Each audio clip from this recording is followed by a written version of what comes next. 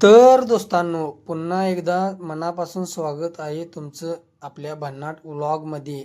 आजचा दिवस खास आहे, प्रवास खास आहे आणि शेवटपर्यंत तुमच्यासाठी काही सुंदर क्षण घेऊन आलो आहे. काय काय अनुभव घेणार आणि काय काय खास बघायला मिळणार हे जाणून घेण्यासाठी व्हिडिओ शेवटपर्यंत नक्की बघा. तर चला मग सुरू करूया. तर दोस्तांनो, तुम्हाला तर माहितीच आहे माझी सुरुवात कुठून होते आणि शेवट कुठं होणार. तर दोस्तांनो, माझी सुरुवात ही जगाच्या मालकापासूनच होणार आणि शेवट ही इथंच होणार.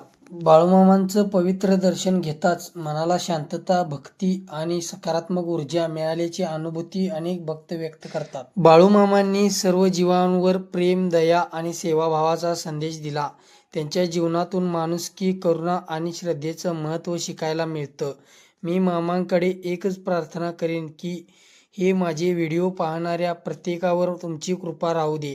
सर्वांना सुख, आरोग्य आणि यश लाभू दे. इथे माझे मंदिरात दर्शन वगैरे झाले. मग दर्शन वगैरे होताच मी मंदिरातून बाहेर पडलो.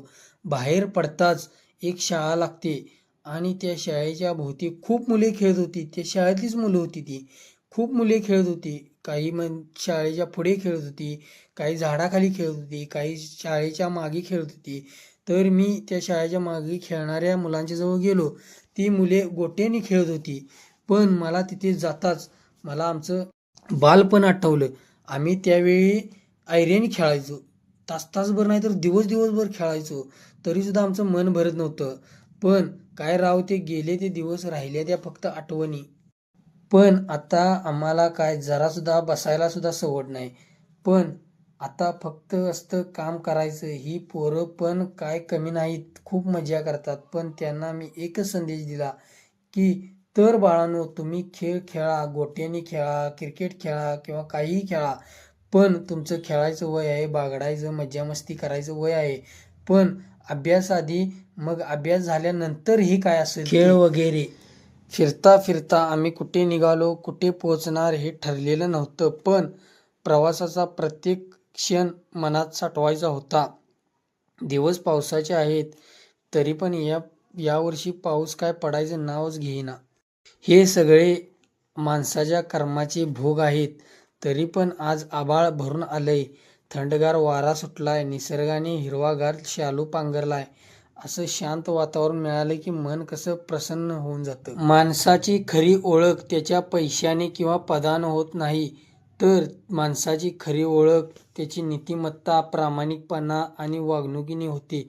तरी पण हल्लीच्या जमान्यात पैसा कमावणं खूप महत्त्वाचं आहे आणि नीतिमत्ता जपणं पण त्याहून महत्त्वाचं आहे. कारण लोक तुमच्याकडे किती पैसा आहे हे पहिल्यांदा बघतात आणि मगच तुम्हाला त्यानुसार किंमत देतात. माणसाने माणसासारखं जगावं, बोलण्यात गोडवा, वागण्यात आपुलकी आणि मनात माणुसकी ठेवावी. कारण शेवटी नाव, पैसा, पद नाही तर माणसाने कमावलेली माणसं सोबत राहतात.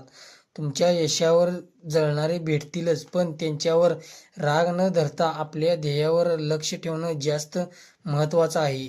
तर दोस्तांनो, बराच प्रवास करत, पावसाच्या सरी अनुभवत आणि निसर्गाचा आनंद घेत अखेर आपण येऊन पोहोचलो भैरवनाथाच्या मंदिरात.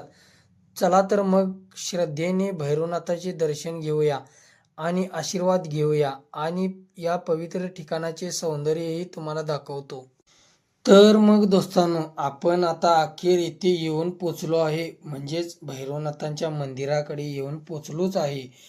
पण मी गाडीवरून खाली उतरलो. गाडीवरून खाली उतरताच मी मंदिराकडे जायला निघालो, तेव्हा खाली लिहिले होते की चपला किंवा आपल्या पादत्राणे इथे खालीच काढून वर प्रवेश करा.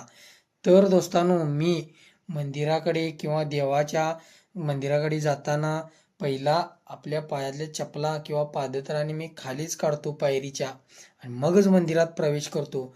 मी जवळजवळ 100 फूट लांबच काढतोय चप्पल. कुठेही जाऊ दे, गाडी जवळच मी चप्पल काढतोय. 100 फूट लांब असते माझी चप्पल मंदिरापासून.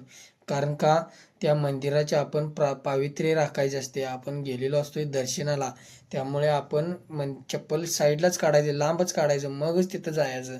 नाहीतर मग त्या देवाला जाणे, देवाचं दर्शन घेणे याला काही अर्थ उरत नाही. पहिला देवाचं पावित्र्य राखायचं. तर मग दोस्तांनो, श्री भैरवनाथ हे भगवान शिवांचे उग्र आणि रक्षक स्वरूप मानले जाते. महाराष्ट्रातील अनेक गावांमध्ये ते ग्रामदैवत म्हणून पूजले जातात. या मंदिरात येताच मनाला एक वेगळीच शांतता आणि एक वेगळीच ऊर्जा जाणवते. चला तर मग माझ्या दोस्तांनो, भक्तिभावाने भैरवनाथाचे दर्शन घेऊया आणि त्यांच्या चरणी प्रार्थना करू. तर माझ्या दोस्तांनो, आजचा हा आपला प्रवास इथेच संपतो. प्रत्येक सफर काहीतरी शिकवून जातो, काही सुंदर आठवणी देऊन जातो. तुम्ही शेवटपर्यंत व्हिडिओ बघितला त्यासाठी मनापासून धन्यवाद. पुन्हा भेटू एका नवीन ठिकाणी, नवीन प्रवासात. तोपर्यंत काळजी घ्या, आनंदी राहा. तोपर्यंत माझ्याकडून तुम्हाला जय बाळूमामा, जय मल्हार, जय भैरोबा, जय शिवराय, जय भीम.